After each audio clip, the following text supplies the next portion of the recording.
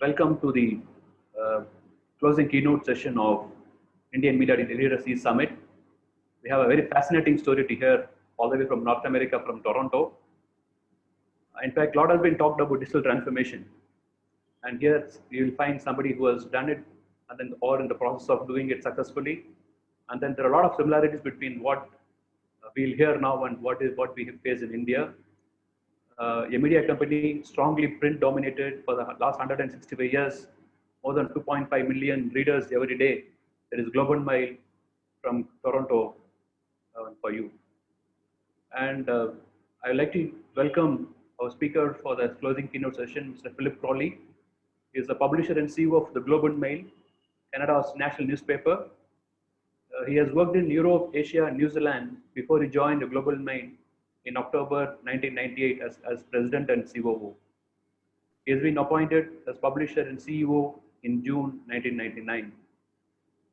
We'll hear from the story of the Global Mail's transformation story, how they had managed to translate the print value into digital. Over to you, Mr. Crawley.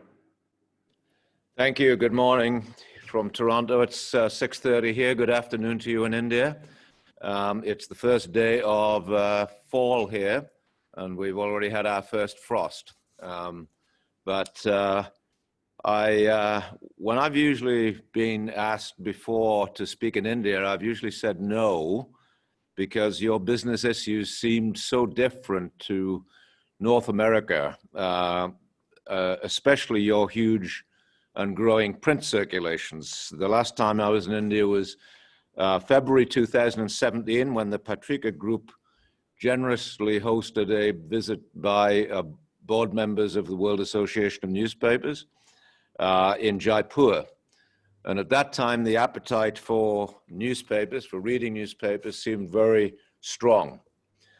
But COVID has changed things for everyone, everywhere. And we're all facing up to market dynamics that are very different now to what they were 6 or 7 months ago. That's why I commend the organizers of the conference for using the impact of the pandemic as a catalyst for discussion about what strategies are emerging. Too early to say, of course, what the world would look like post-COVID, because we're all still dealing with it, and especially in India with your very high numbers of cases that you're experiencing. Nobody has all the answers, but asking the right questions is a good start. The Global Mail has just rewritten its 3-year plan. We were due to present it to our board of directors in late March, but when Canada started its lockdown for COVID on March the 16th, it suddenly looked out of date. So we have watched what's happened to our business over the last 6 months and rethought some of the assumptions that we'd made in the light of events. Some broad conclusions to begin with. What's COVID done to our industry in Canada? Certainly, in my view, it's going to accelerate the decline of print advertising. There will be some recovery, and we're seeing a bit of that now, but the downward shift will be permanent. It will mean more ad dollars going into programmatic at the expense of owned and operated digital offerings that are more profitable for the publisher. And it will hasten the death of traditional newspapers, some of which, as you know, have been disappearing over the last 10 years, particularly in North America, and particularly if they have been unable to transition to a successful digital subscription model. For the Globe, it only reinforces the #1 priority of our business, to keep on growing our digital subscriber base. Last year, our digital subscriptions went up 22%, and we plan to add another 100,000 subscriptions in the next 3 years. I'm going to try and show you a slide. That is the Globe and Mail in short description. We've been going a long time, founded in 1844. We're privately owned by the richest family in Canada, the Thompson family, who also are the major shareholders, obviously, in Thomson Reuters, a a large global player. And there's our readership numbers, print and digital. Those are the most recent figures. I'll talk a bit about about our readership numbers and the impact of coronavirus in a little while. But despite all of that, the addition of all the digital subscribers that we aim to have in the next 3 years, it may not be enough to protect the profitability of our business, because print advertising is still one of the highest margin areas of our business. However, in North America, print advertising has been falling each year by somewhere between 10 and 20% per annum. And COVID has made that worse. In April and May, some newspapers were seeing drops in print revenue of between 40 and 50% in North America. There's still a lot of loyalty in print subscriptions, but they too drop each year. For the globe, we lost 8% of our print subscriptions in the last 12 months. So how long will print last? Mark Thompson, CEO of the New York Times until he retired on September the 8th, just a couple of weeks ago, gave an exit interview to McKinsey, some of which you may have read. In it, he said he expected the New York Times to be printing papers for another 10 years at a minimum, perhaps 15, maximum 20 years. And remember that the New York Times has 900,000 print subscribers currently, out of its total of 6.6 million subscribers. So even 10 years of life left for some newspapers would be an optimistic scenario. In North America, especially in the USA, where ownership consolidation is raising fears that closures will multiply in the next few years. I've been in the newspaper business for 55 years, and I've no desire to write off print. I'm a big believer in its ongoing value. It continues to pay the bills for newer parts of the business. 111,000 print subscribers produce twice as much revenue as our 140,000 digital subscribers. Print advertising for the globe is now only 30% of our total revenue. 20 years ago, that would have been 70%. It would have been 70% advertising and the rest mainly from circulation. Now it's the other way around. What continues to do well, however, is the high margin areas of print. I'll show you some of the ads that continue to deliver in terms of the value we get from a full page ad from a bank like the one on the left. RBC is Canada's biggest bank, and banks and financial services continue to be high margin advertisers. Key appointments, announcements of new appointments to companies. That's a very high line rate business. It continues to do well. The ad that's black there is a Netflix ad, a double page spread in the Globe and Mail, advertising the value of Netflix at a time when lots of people are at home watching Netflix.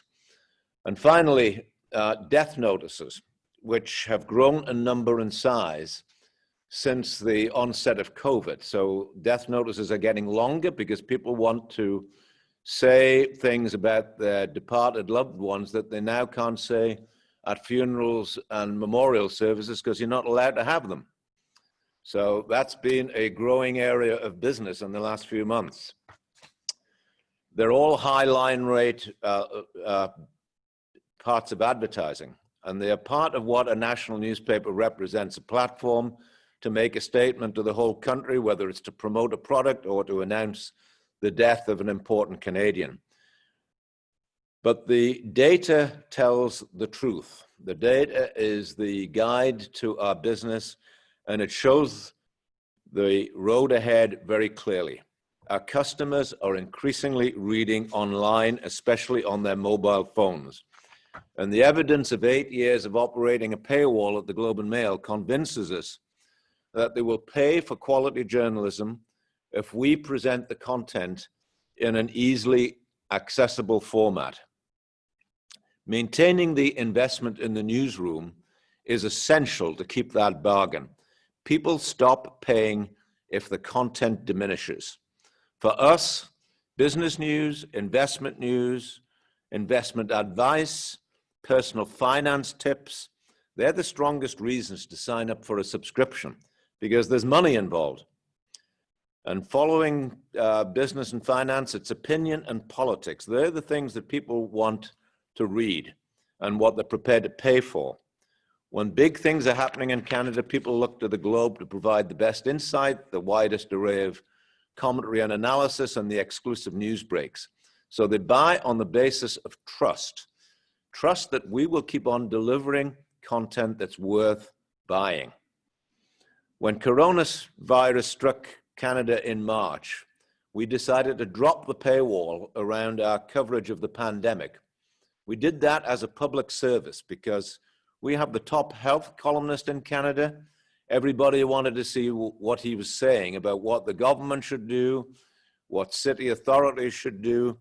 Readers were desperate for his advice, and government officials were following his suggestions. So in the space of a few weeks, our traffic doubled. We'd taken the paywall down, content was free, so we went from 6 million uniques to 12 million uniques, which was a record for us. Remember, Canada only has 37 million people living in a vast landmass. It's a very much smaller population than yours in India. But that reduced our content behind the paywall to only 35% of our content was behind the paywall. Not enough to drive subscriber growth. So we are raising the paywall again to cover 50% of our content. So you cannot access that content unless you are a subscriber. So 50% is our usual target. In some cases, it goes up to 70% of business content is behind the paywall. Trying to persuade the newcomers who came to us during coronavirus, not our regular readers, but they wanted to read about what was happening with the pandemic. So we gave them lots of introductory offers, cheaper offers, in the hope of making them subscribers for good. So at the Globe, we're now asking ourselves, is a total of 350,000 subscriptions, print and digital, by 2023, is 350,000 subscriptions enough? Should we have a bigger goal? The New York Times, which is the most spectacular example of digital subscription growth anywhere in the world, the New York Times set itself a target of 10 million subscribers, digital and print, by 2025. They already have well past 6 million. So Mark Thompson, their outgoing CEO, was wondering before he retired, should that target be revised upwards? As their ARPU falls, their average revenue per user, as that drops, they probably need more volume. Again, back to that profitability issue. Look at this chart, and you will see why stepping up the target for more digital subscriptions makes sense, the margins. Print subs deliver twice as much revenue as digital subscriptions, but digital subscriptions are 3 times more profitable. There's the print margin for the Globe and Mail, 14%. We make money. Digital margin, 82%. So, those are the facts that drive the decision that digital subscriptions are our future.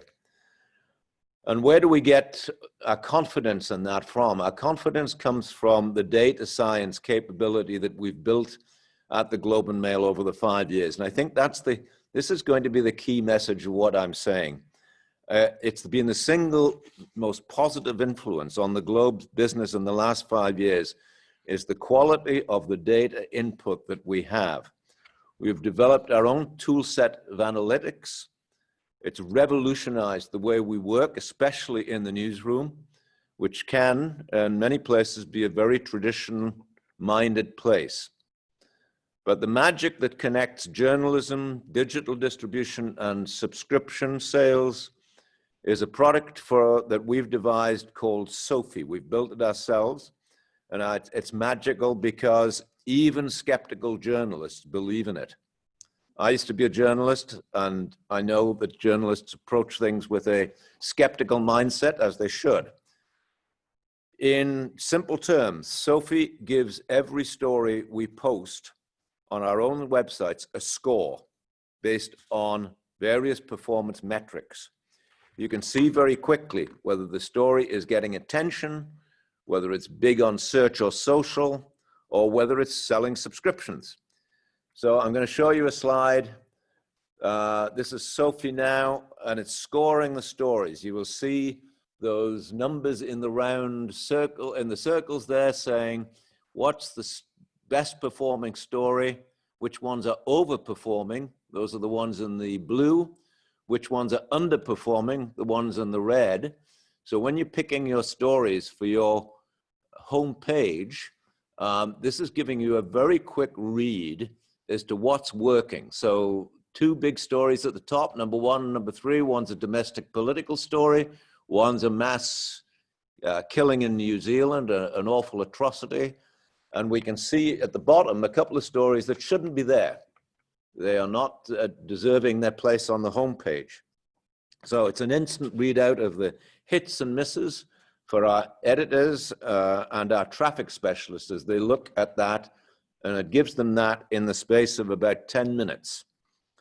I expected journalists to be resistant to the idea of putting a score or a value on their priceless prose, but not at all. They've tested it out, and they now believe that artificial intelligence, AI, delivers better results than leaving it to gut instinct. Here are some stats. So Sophie automation, we automate 99% of our home page. The machine tells us what to put on our home page. This is left to AI to pick the stories, give them the prominence. The element of human interference is very small. So 99% automation.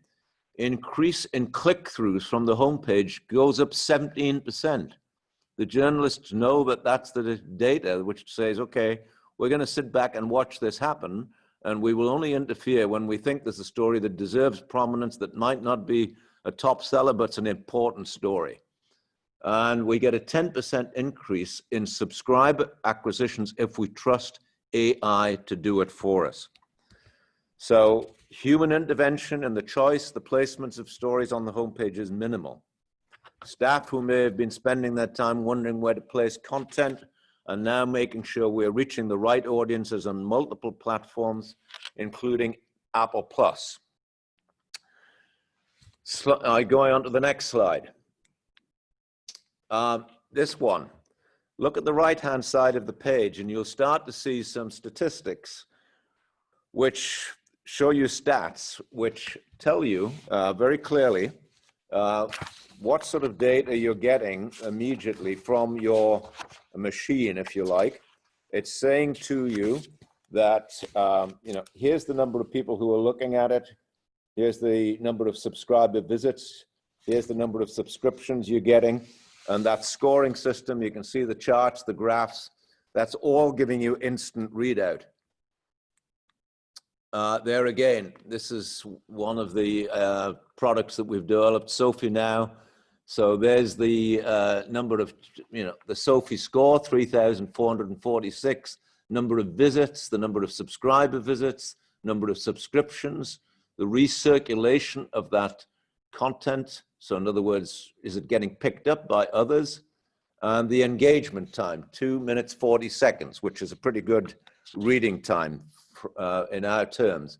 So lots of data available to you. That's on a particular story about a doctor who crossed the border from one province to another province in Canada and was accused of bringing coronavirus back into the province where he was working because he'd been in the province of Quebec, and allegedly he didn't observe the protocols when he returned to work. He feels he was unfairly accused. So that was a very hot story.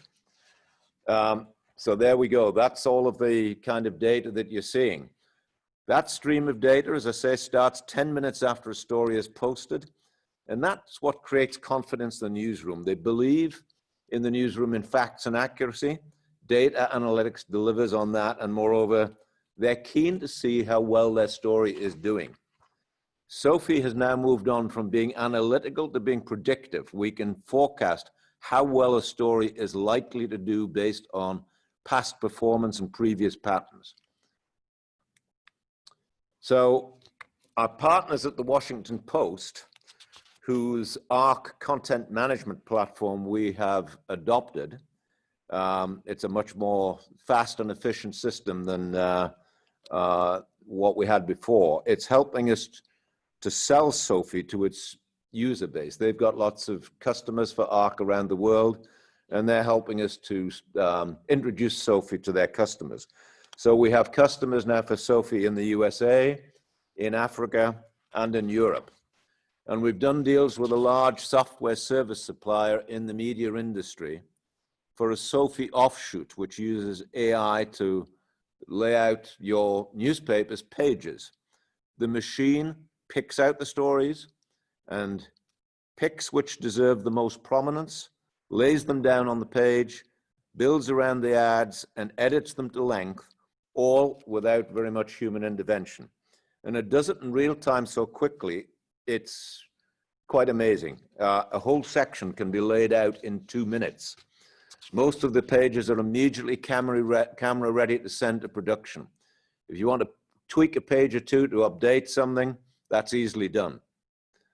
In my earlier days, I used to sit for hours each night, copy pasting stories, designing pages, editing them, and sending them off for typesetting.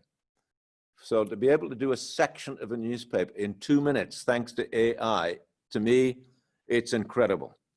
And it's clearly the future of what's going to happen with page production. It frees up journalists to do other tasks. That's very appealing as we all look around at how best to use our resources in such tough times as we have currently. But a word of caution on this. You have to have leaders in charge of your newsroom who are open to change. And you also have to have unions who see that this is progress in how we work. It's changing the way newsrooms operate, thanks to AI. And by doing so, you're protecting the future of the industry, not threatening it. So, we are fortunate in having unions who believe in that. Ultimately, however, you come back to something we should all be able to agree on, wherever we are in the world, that customers value reliable, trustworthy journalism, and they will pay for it when it repays their investment. At the Globe, our most loyal readers who read us in print or online 7 days a week keep on paying $22 a month for digital, double that for print and digital. They do that when they are rewarded by content that they can't find elsewhere, which gives them expert advice on finance and business, including their investment portfolio, and which also makes them think. People want to be stimulated. They want their minds opening to ideas. So in July, we became a partner in the Apple Plus platform, which brings us a larger audience. It was launched in North America a year or two ago, and it's expanded into Canada now. It brings us a larger audience. It brings us younger demographics, and that we will be able to monetize. Only 2 months in, but it's helping us to sell subscriptions. It's not cannibalizing. So as you look ahead to your options in your industry in India, you're facing a future which is going to be much more dependent upon digital than print, but there are plenty of signposts for you to find the right path. But they always start with that investment in the quality of your journalism and the efficiency of your data science. I wish you good luck with that journey. If it brings you to Toronto, this is the Globe and Mail offices in the downtown of Toronto. As you can see, we have a large event space. We've got a very nice terrace. I'd love to see you on that terrace at some time talking about the future of our industry. You'd be very welcome. Thank you, and I'm ready for questions. Yeah, thank you very much, Philip. So there was a fascinating story from the Globe and Mail. We have a few questions, and maybe I will start with one. I mean, in one of the earlier sessions, the CEO of an Indian media company, he mentioned that the digital revenue is not enough to sustain the entire media organization, which is built for print. I mean, I'm sure. I mean, even the global mail was built for print and for so many years. Yes. So, how long do you think that we'll reach the stage where we can sustain the digital revenue to take care of the entire organization? So, print revenue, whether it's from advertising or from subscriptions, is still a very large part of our business, and I'm doing my very best to preserve it. And its relationships with the kind of advertisers that I was talking about before. If you've got a platform that reaches an audience with good demographics, high household income, a high education level, advertisers still want to reach that audience, and they will use print as one of multiple platforms. But there's very few advertisers now who simply want print. They want a variety of platforms, and print is part of it. But print advertising is now, as I said, only 30% of the globe's revenue.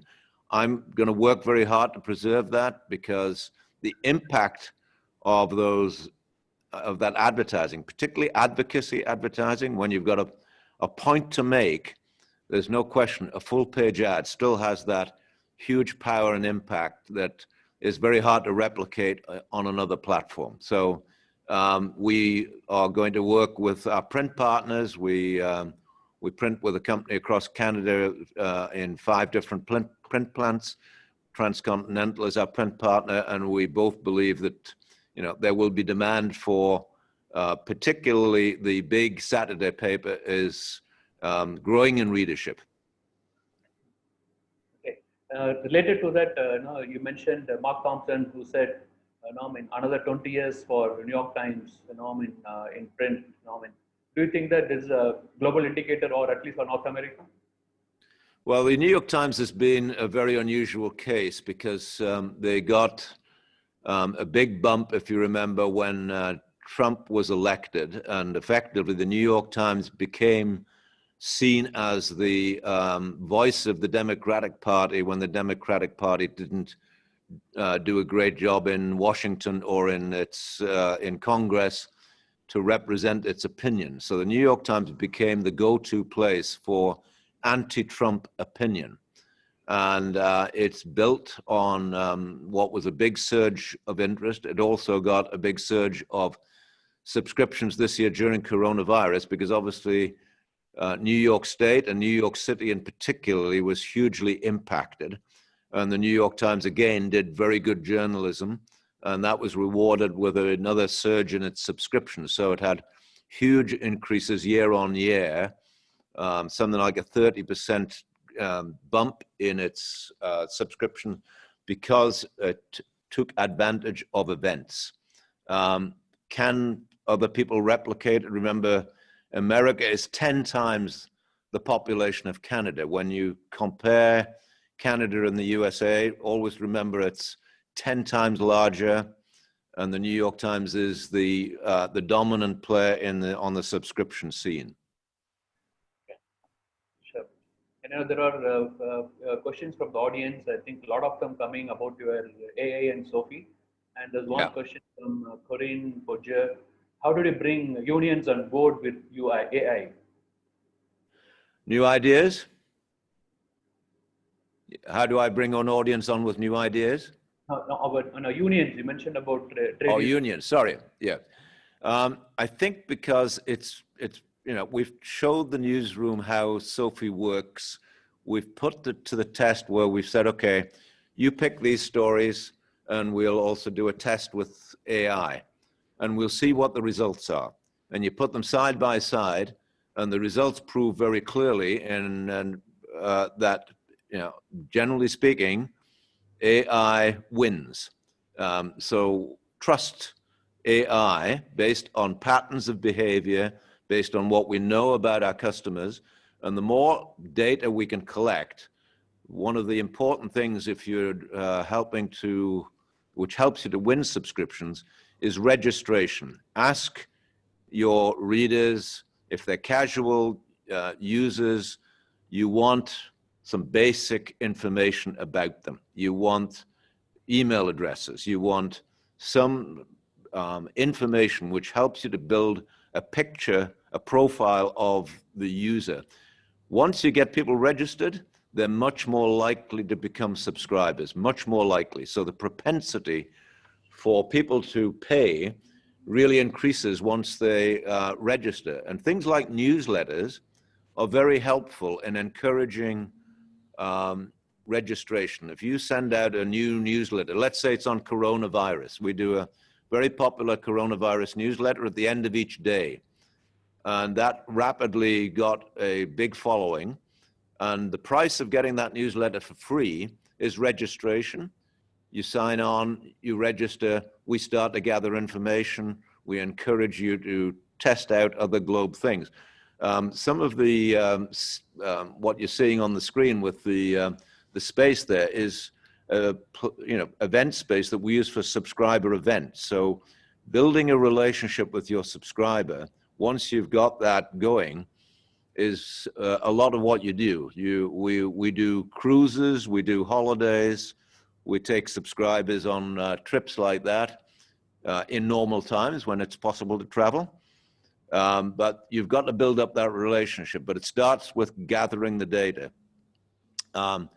Getting the union to trust is because they've seen the data and they believe, this is going to give us a competitive edge. It's going to help us to be more successful.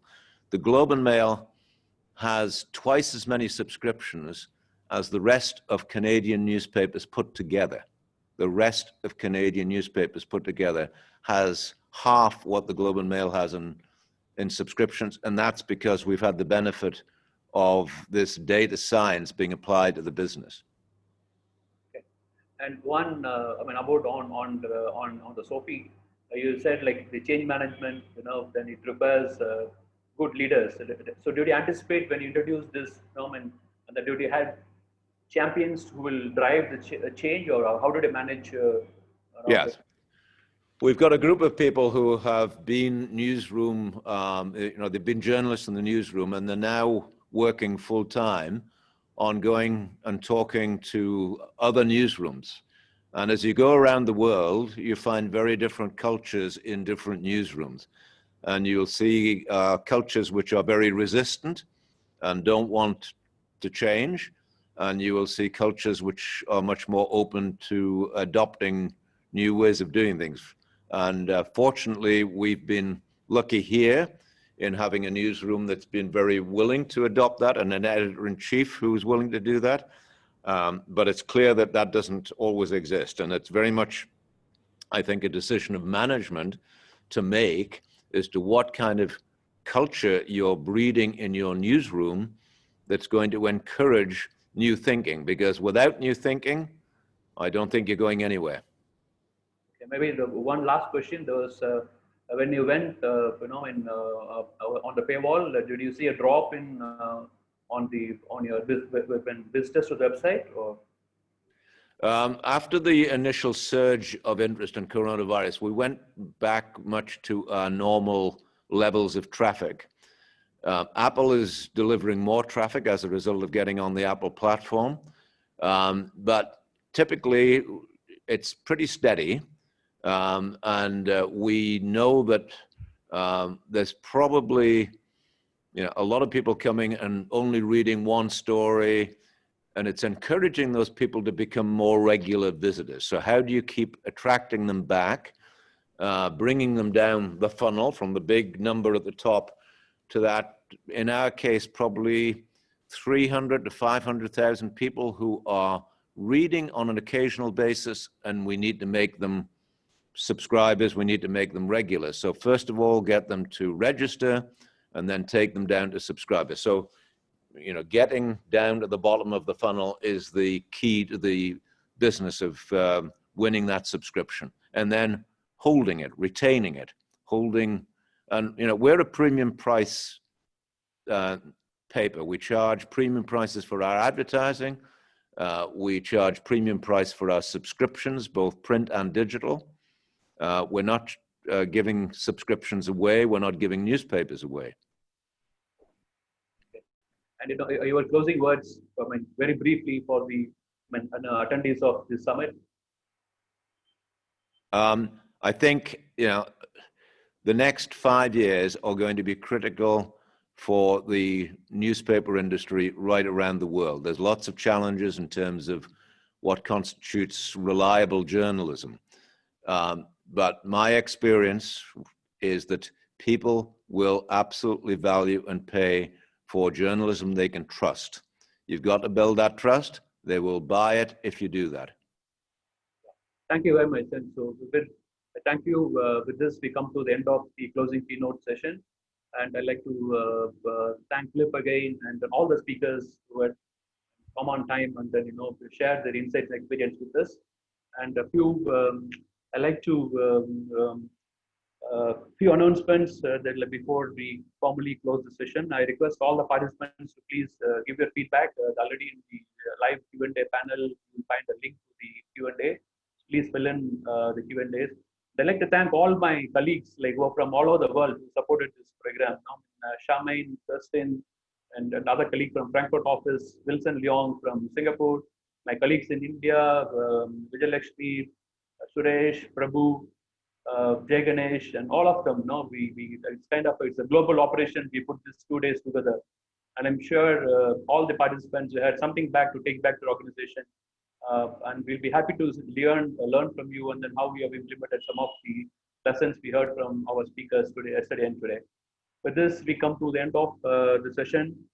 Our next event will be Digital Media India Conference in February in 2021.